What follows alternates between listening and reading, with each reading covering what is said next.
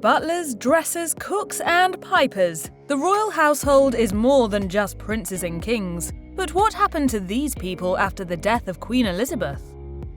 Lady Susan Hussey was one of Queen Elizabeth II's closest aides and worked for her right up until the end. But what exactly did she do for the Queen? Hussey started working for Elizabeth in 1960 as a lady-in-waiting, an unpaid job that is traditionally given to aristocratic women. The responsibilities involved can be varied, but Hussey was often spotted accompanying Elizabeth to events and helping her complete her daily tasks.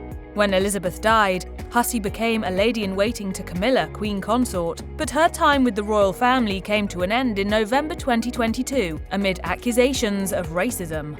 At an event hosted by Camilla, charity organizer Ngozi Fulani claimed that Hussey asked her where her people came from, among other inappropriate questions. Fulani tweeted about the incident, including a transcript of the exchange, and also detailed how Hussey touched her hair without consent. So then she says, no, but where are you from? So I said, I was born here. Yeah, but where are you from? Hussey tendered her resignation soon after. Speaking to Sky News, a Kensington Palace rep condemned her actions, explaining, "Obviously, I wasn't there, but racism has no place in our society. The comments were unacceptable, and it is right that the individual has stepped aside with immediate effect."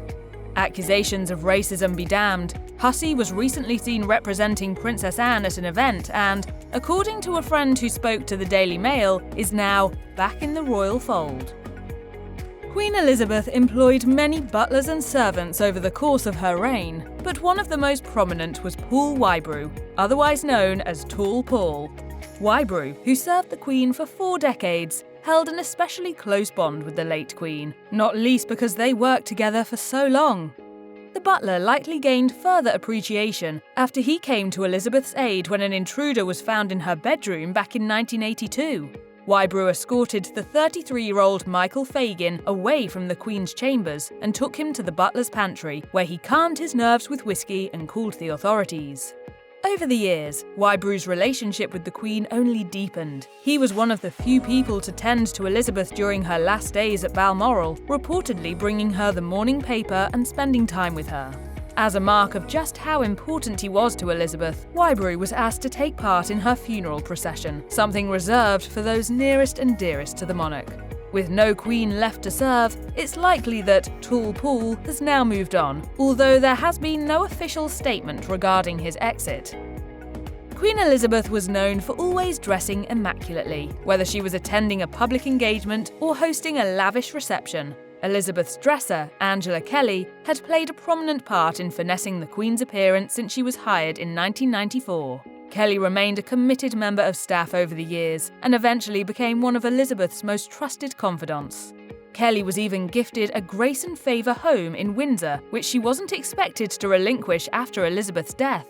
That being said, it came as a surprise to many when the designer took to her now deleted Instagram account to share a farewell picture of her cottage garden just days before King Charles's coronation.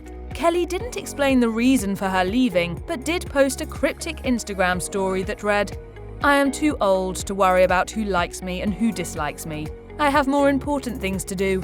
If you love me, I love you. If you support me, I support you. If you hate me, I don't care." Boom. The private secretary to the monarch is a difficult position that requires considerable organisational skills.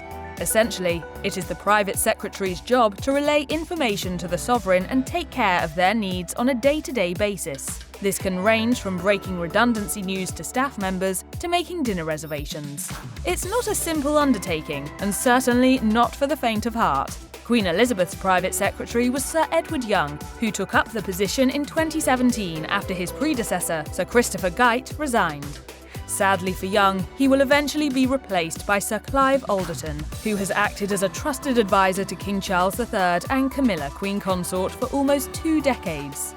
Since Alderton has worked with the couple for such a long time, the transition makes sense. It won't be an immediate switch, though. For the moment, at least, Young and Alderton are sharing the position to ensure the early days of Charles's reign go off without a hitch. It makes sense that King Charles will keep some of his mother's staff, but it's not just maids and servants that are staying put. If you watched Queen Elizabeth's funeral, you may remember the prominent role pipers had to play in the service. One moment in particular saw Pipe Major Paul Burns play a rendition of Sleep, Dearie Sleep as Elizabeth's coffin was lowered out of sight at St George's Chapel in Windsor. Reportedly, Charles himself was so pleased with Burns's performance at the Queen's funeral that he appointed him his personal piper. It may seem strange, but the position has been around since 1843, making it a highly sought-after royal job, one held previously by Pipe Major Scott Methven. You are thrust right into the inner circle of the monarchy. The cliched word would be surreal. Burns will take on the responsibility of waking Charles up at 9 o'clock every morning by standing outside his window and playing a song on his bagpipes. It certainly beats an alarm clock. Queen Elizabeth had a select few ladies that served as her closest aides. For those in aristocratic circles, it was a deep honour and privilege to serve the Queen in this way. Dame Mary Morrison first undertook the position of Woman of the Bedchamber in 1960, before becoming a lady-in-waiting. As part of her role, Morrison often accompanied Elizabeth to events and kept her company during her downtime. As a reward for her dedication, Morrison was awarded several honours, including multiple Royal Household Long and Faithful Service medals. It wasn't always smooth sailing, though. In 2018, Morrison was with the Queen at Balmoral when she tripped and fell down a flight of stairs, breaking her ankle. Morrison was 81 at the time, but soon recovered and was back serving the Queen before long. Some expected that Morrison would leave the royal household after the death of Elizabeth, but King Charles decided to keep the ladies-in-waiting in the new, rebranded role of Ladies of the Household. Their job will be to help the King when arranging events at his new home, Buckingham Palace. Given her experience, Morrison seems to be up to the task. Now well into her 80s, Morrison shows no signs of slowing down when it comes to serving the sovereign. Cooking is one of the most important jobs in the royal household. Not only do you have to ensure that the monarch and other royals are well fed, but you have to create menus for important events such as state dinners. Perhaps you would like a marmalade sandwich? I always keep one for emergencies. For many chefs, landing a job at a royal household is a true mark of excellence. Mark Flanagan became the head chef of the royal household back in 2002, and even though Queen Elizabeth is no longer in charge, it doesn't look like Flanagan is going anywhere. Back in 2021, Elizabeth made her favourite cook a lieutenant of the Royal Victorian Order. Flanagan remained busy in the run-up to the coronation, and the BBC released his official recipe for the so-called coronation quiche, which included eggs, cheese, spinach, and more.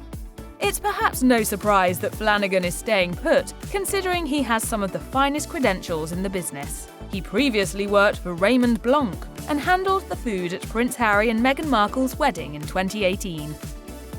Queen Elizabeth's death didn't just mark a seismic shift in daily life for her own staff, but for King Charles's staff too. As Charles and Camilla, Queen Consort, prepare to move from Clarence House to Buckingham Palace in the next few years, it's thought that around 100 employees will be made redundant. While it's not clear who will be saying goodbye when the time comes, the staff were reportedly told at the Thanksgiving service for the Queen that their posts could be on the chopping block. News like that is worrying even if you're new to a job, but some of these staffers have been with Charles for decades. Sir Clive Alderton delivered the news to Charles's employees in a letter that read, "The change in role for our principals will also mean change for our household. It is therefore expected that the need for the posts principally based at Clarence House, whose work supports these areas, will no longer be needed. I appreciate that this is unsettling news, and I wanted to let you know of the support that is available at this point." The health of a monarch is always under constant scrutiny. After all, it's in the best interests of the firm for them to keep well and live long.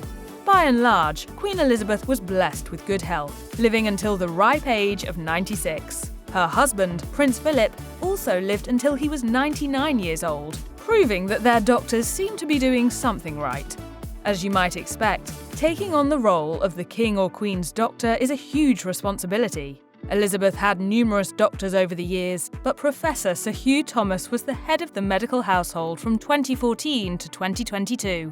While Thomas only served Elizabeth for a relatively short period of time, she thought highly of him, honouring him with a knighthood in 2021. He expressed his gratitude at the event, stating, "It's been a busy couple of years in this role, so I feel very grateful to have been recognised for my service to date.